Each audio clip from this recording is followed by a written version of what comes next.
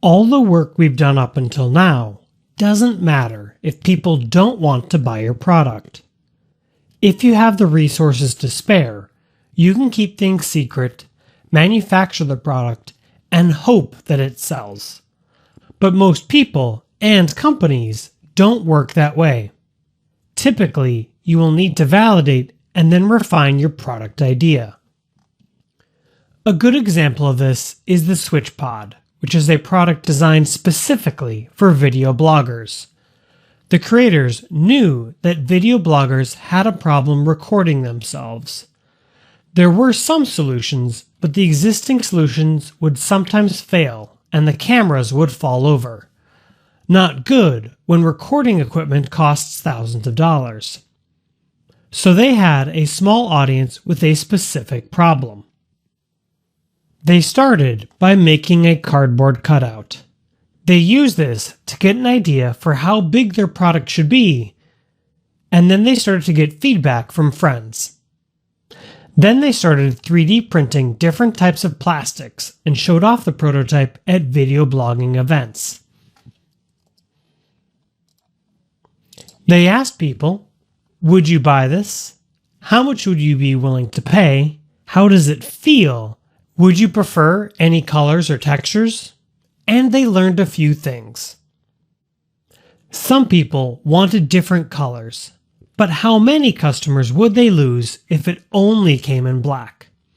In the end, they decided to only make the black model, since it would increase production costs quite a bit to offer multiple colors. They also learned that some people do want video stands that can wrap around objects.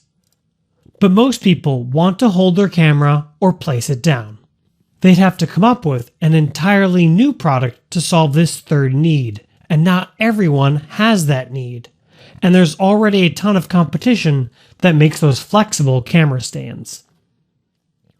What we're really talking about here is product development. We're iterating on our idea to make sure that people are willing to buy it, figure out how much they'd be willing to pay, and only including features that will make the product sell. When you're doing product development or validation, you have to get outside of your bubble. You need to ask people outside of your family and friends.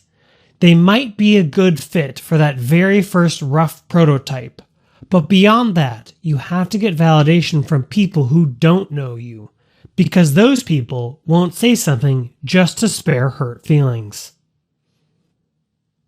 There are 3 types of validation, and they all have very different values. The first is monetary.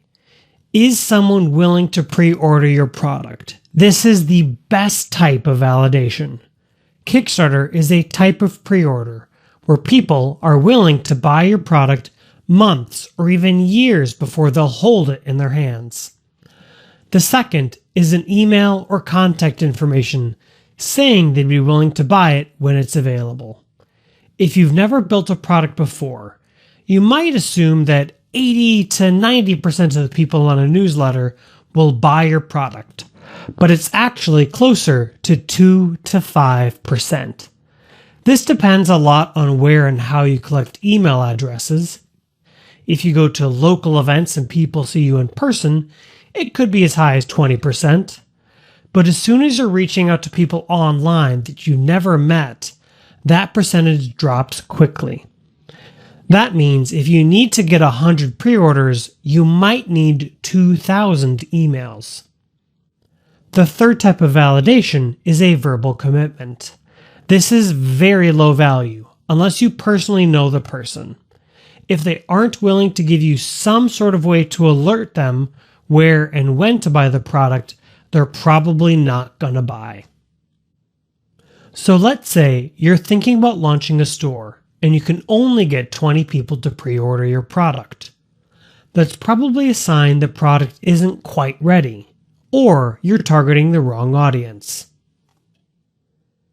In the product development lifecycle, this is actually a great result.